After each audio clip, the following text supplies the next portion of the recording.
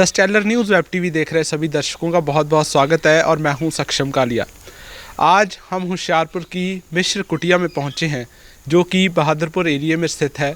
Bahadurpur area Hoshiarpur का बहुत ही famous एक इलाका है और यहाँ पर एक बहुत ही अद्भुत जो मूर्ति है उसका निर्माण हो रहा है और इसी के ऊपर बातचीत करने के लिए आज हम यहाँ पे पहुँचे हैं और हमारे साथ स्वामी पुष्पेंद्र जी हैं।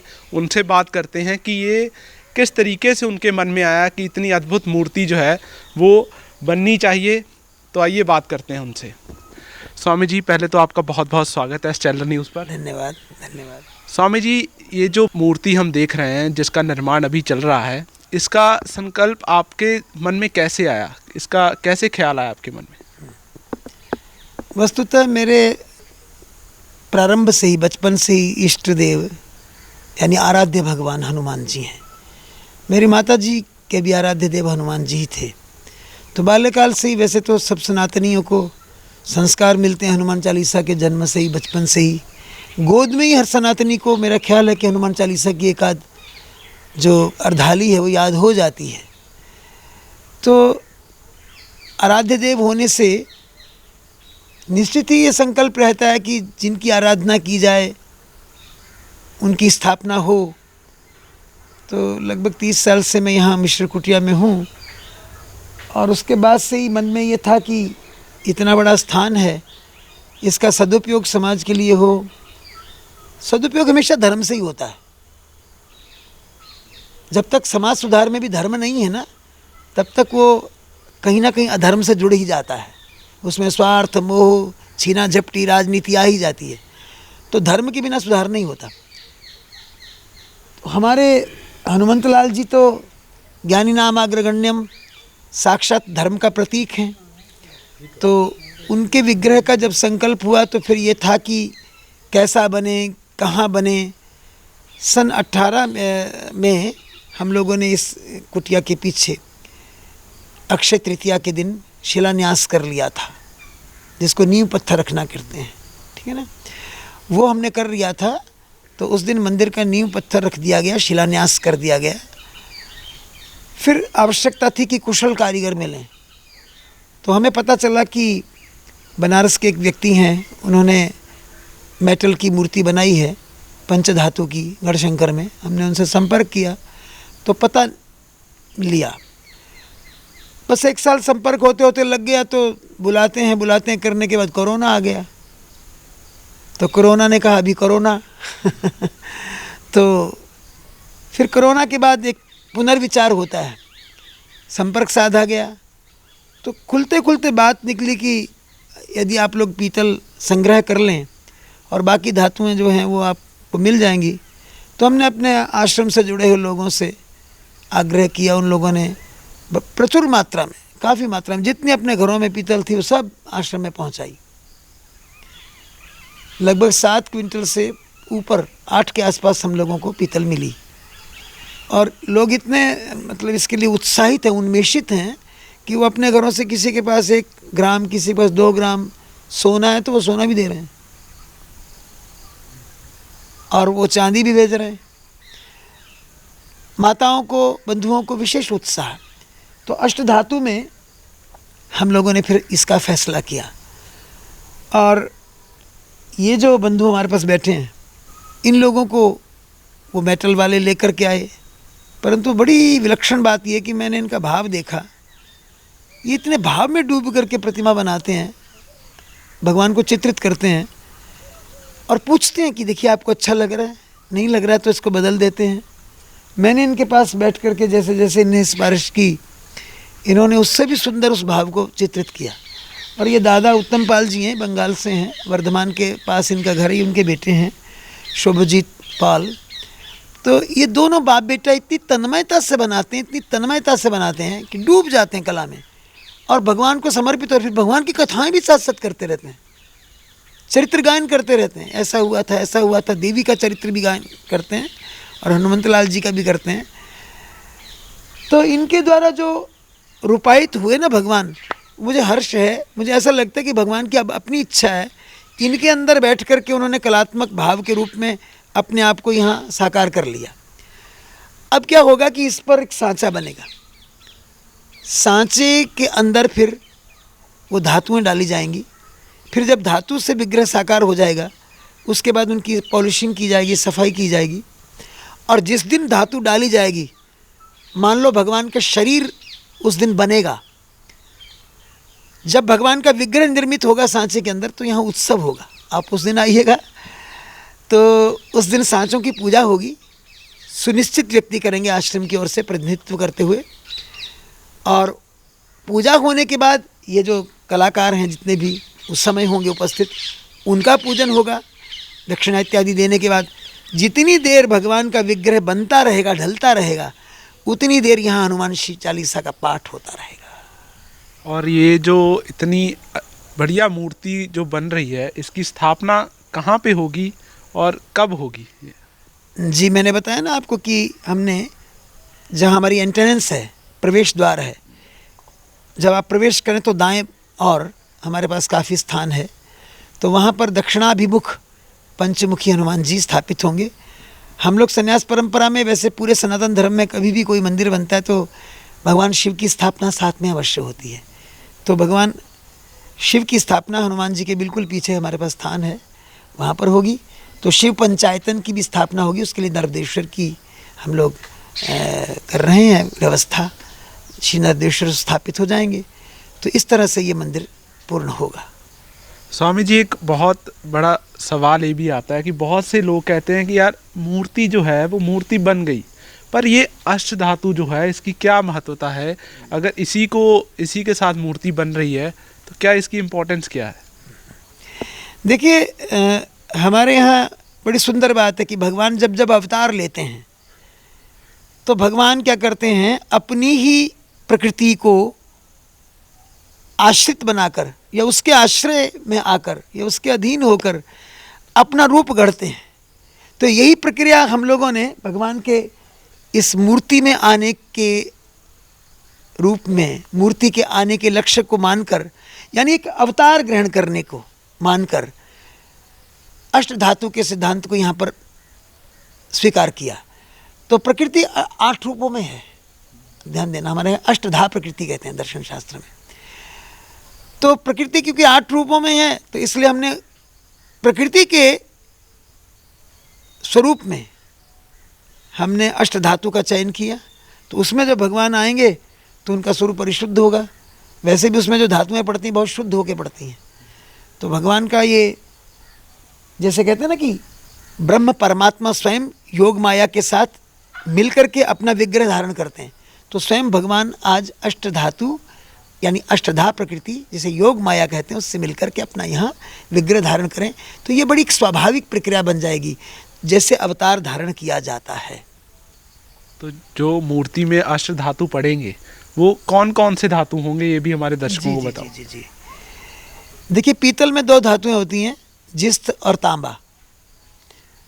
उसके बाद इसमें पड़ता है शुद्ध लोहा और कली, जिसे टिन कहते हैं इंग्लिश में, और उसके साथ पड़ता है सिक्का, जिसे लेड कहते हैं। ये 5 हो गई। अब सूक्ष्म रूप में थोड़ी मात्रा में जो पड़ती हैं वो होती हैं स्वर्ण, चांदी जिसे रूपा कहते हैं, और पारा। तो इस तरह मिलाकर 8 धातुएं हो जाती हैं। स्वामी जी, एक कोई विचार जो आपने देना हो या कोई मैसेज देना हो हमारे दर्शकों के लिए? जी ज़रूर। देखिए, भगवान की स्थापना हो रही है तो मैं सबसे निवेदन ही करूँगा कि वे उन्मेषित होकर के आएँ।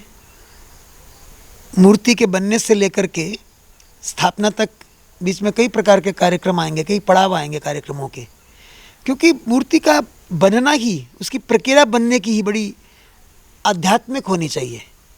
तो सबके सहयोग से बन रही है। वैसे भी हम लोगों ने सबसे पीतल के रूप में, धातु के रूप में सबका सहयोग लिया है। और मैं प्रार्थना भी करता हूँ सबसे, आग्रह भी करता हूँ सबसे कि जो सुन रहे हैं, जो देख रहे हैं, दर्शक हैं स्टेलर न्यूज़ के, उनसे भी कि यदि वे अपना योगदान देना चाहें, मैं ऐसा नहीं कह रहा हूँ कि वो बहुत मात्रा में कुछ हमें दें। घर में पुराने एक चम्मच भी पीतल का जो उपयोग में नहीं आता, एक कटोरी भी है, तो वो भी अपने सहयोग से अंश मात्र में दे दें। देखिए, हमारे यहाँ एक कथा आती है देवी पुराण में। जब देवता लोग परास्त हो गए ना असुरों से, तो ब्रह्मा जी की शरण में गए। ब्रह्मा जी विष्णु भगवान के पास गए, सबने मिलकर युद्ध किया। शंकर भगवान, ब्रह्मा जी, विष्णु जी भी युद्ध में सम्मिलित हुए, परंतु जीत नहीं सके। देवता लोग विजित नहीं हो सके असुरों को। तब विष्णु भगवान ने कहा कि इनका जो काल है वो ठीक नहीं चल रहा। तो काल प्रारब्ध के अनुसार होता है। अब हमें अपनी शक्तियों को एकत्र करके किसी महाशक्ति को इसमें लाना पड़ेगा, तब संस्कृति की रक्षा होगी। तब विष्णु भगवान, ब्रह्मा जी, शंकर भगवान और जितने देवता थे, उन सब के अंदर से शक्ति निकली। सबकी अंश भूता शक्ति एकत्र होकर के महापुंज बनी। वो महापुंज जो था धीरे धीरे महालक्ष्मी के रूप में, 18 भुजी महालक्ष्मी के रूप में परिणत हो गया। उसने असुरों को परास्त कर दिया। तो हम मूर्ति बना रहे हैं केवल दर्शन के लिए नहीं, यह हमें शक्ति देगी, यह हमें ऊर्जा देगी, यह हमारे पापों का क्षय करेगी। देखिए ना, पंचमुख हैं भगवान के, हमारे पंच दोषों का, पंच विकारों का शमन करेगी। क्षमन नहीं, उनका संहार करेगी। तो करेगी तब जब सबके अंश से शक्ति इसके भीतर निहित होगी। तो इसलिए मेरी प्रार्थना है कि जैसे भी जो अपना सहयोग देना चाहे, वैसे तो इसमें स्वर्ण, चांदी, मैंने कहा ना, पारा इत्यादि बहुत कुछ पड़ेगा, परंतु जिस रूप में भी यदि कोई पीतल ही देना चाहे, एक चम्मच से ले लीजिए, कटोरी से ले लीजिए, भगोना ले लीजिए, इससे अधिक जैसी जिसकी क्षमता हो, श्रद्धा हो, तो अपना सहयोग दें। और फिर इसके कार्यक्रमों में भाग लेकर के सभी पुण्य और प्रसाद के भागीदार बने। तो हम सूचना देते रहेंगे जो जो कार्यक्रम आएंगे। वैसे 27 तारीख को, इसी 27 नवंबर को मैं अपना निवेदन कर दूं, भगवान की इस प्रतिमा का स्वरूप बनेगा धातु में। तो यहाँ पर हनुमान चालीसा का पाठ होगा, सांचों की पूजा होगी। उस दिन के लिए सभी आमंत्रित हैं। और समय लगभग ये रहेगा कि 11 बजे से लेकर के, और ये कार्य 2-2:30 बजे तक पूर्ण हो जाएगा। उसके बाद विदुर भोग प्रसाद थोड़ा सा सभी ग्रहण करेंगे और फिर विसर्जन होगा। आगामी कार्यक्रम की सूचना दे दी जाएगी। ठीक है, तो ये हमने बात की स्वामी जी से। लेकिन जो मूर्ति सिर्फ ऐसे ही तो बन नहीं जाएगी, इतनी अच्छी मूर्ति है तो उसके पीछे कलाकार होता है, उसके पीछे जो टैलेंट छुपा हुआ है, जो भक्ति छुपी हुई है, उसको भी आपके सामने लेके आना है। तो जो कलाकार, जो कारीगर इसको बना रहे हैं, उनसे भी बात करते हैं कि किस तरीके से, इतने भक्तिमय तरीके से इस मूर्ति का निर्माण कर रहे हैं वो।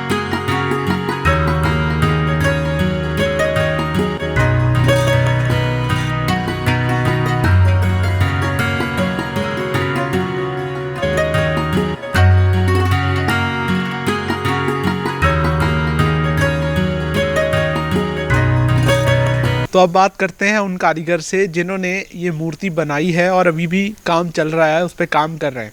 तो आइए बात करते हैं। पहले तो आपका बहुत बहुत स्वागत है स्टेलर न्यूज़ के ऊपर। नमस्कार। अपना तो सबसे पहले नाम बताओ। हमारा नाम उत्तम पाल। उत्तम पाल जी, कितने साल हो गए आपको ये मूर्तियों का काम करते हमारा हुए? खानदानी काम है। जैसे हमारा दादाजी किया, पिताजी किया, अभी हम कर रहे हैं, हमारा लड़का भी साथ में आया है। हैं, तो ये हम लोग का जो एक पीढ़ी नहीं होता है, खून का दौड़, वही बचपना से ही। अच्छा। हाँ।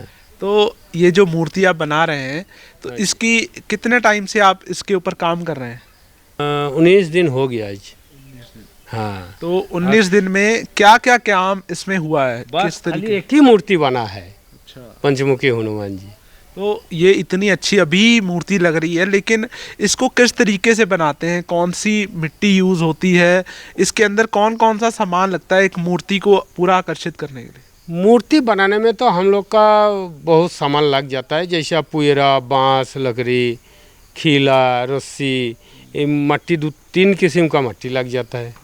जैसे काला मट्टी जो लसमदार वाला, ये गोरू मंगा के दिया गुरुजी, वो वाला, एक पीला वाला सफ़ा मट्टी होना चाहिए, ये उसमें ज़्यादा कंकर बालू नहीं होना चाहिए। तो इससे पहले भी आपने कोई ऐसी मूर्ति कोई बनाई है? हाँ हाँ, बहुत बना है। कहाँ कहाँ पर? हमारा ये मूर्ति जैसे वैष्णो देवी जाएगा, वैष्णो देवी पे 5 मूर्ति हमारा लगा है। चरण पादुका पे है। वैष्णो देवी जो गुहा का अंदर घुसते हुए ही बाएं तरफ बड़ा एक शेरोवाली है, वो भी हमारा है।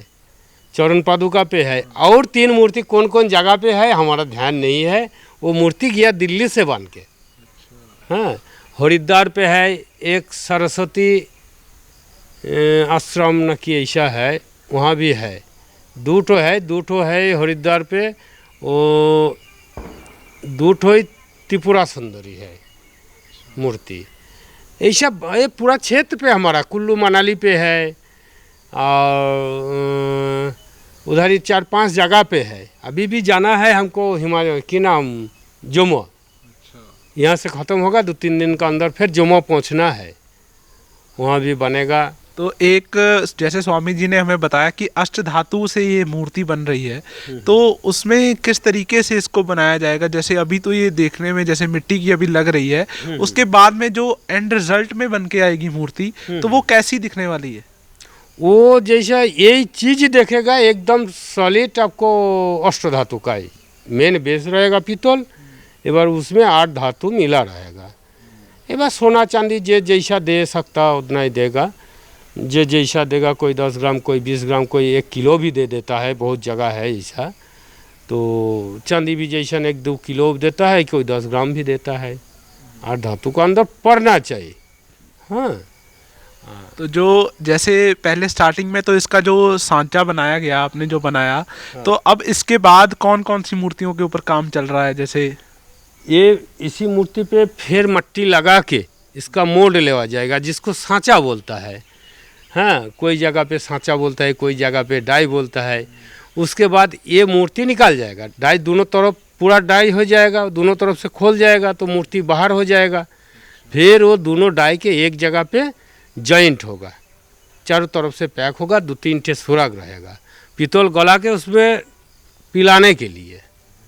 हाँ, सांचा भी पकेगा, पकाना पड़ेगा, इस पर बहुत तरीका है।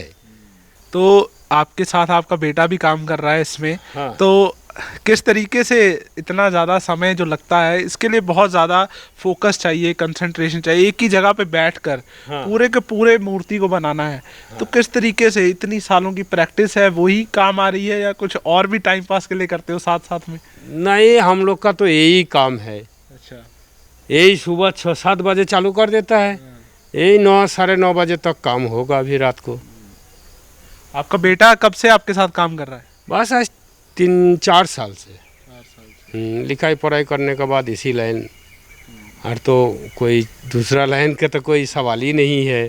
तो ये हमने बातचीत की उन कारीगर से जिन्होंने ये मूर्ति का निर्माण जो है वो अभी तक किया है और भी काम कर रहे हैं। तो जिस तरीके से आपने देखा कि बहुत ज़्यादा सुंदर मूर्ति जो है वो बनकर निकली है, और भी जैसे जैसे काम होगा तो और ज़्यादा इसमें निखार आएगा। तो अगर आपका भी मन करता है इस मूर्ति को देखने के लिए तो आप आ सकते हैं। जैसे स्वामी जी ने कहा कि कोई भी योगदान जो है वो अगर आप दे सकते हैं, चाहे छोटा हो बड़ा हो, क्योंकि योगदान तो समय का भी होता है। अगर आपने देना है तो आइए ज़रूर, यहाँ पे जो मंदिर का निर्माण होगा उसमें आप सहयोग दीजिए। तो इसके साथ ही मुझे सक्षम कालिया को और कैमरामैन जितेंद्र प्रेस को दीजिए इजाज़त। जय हिंद।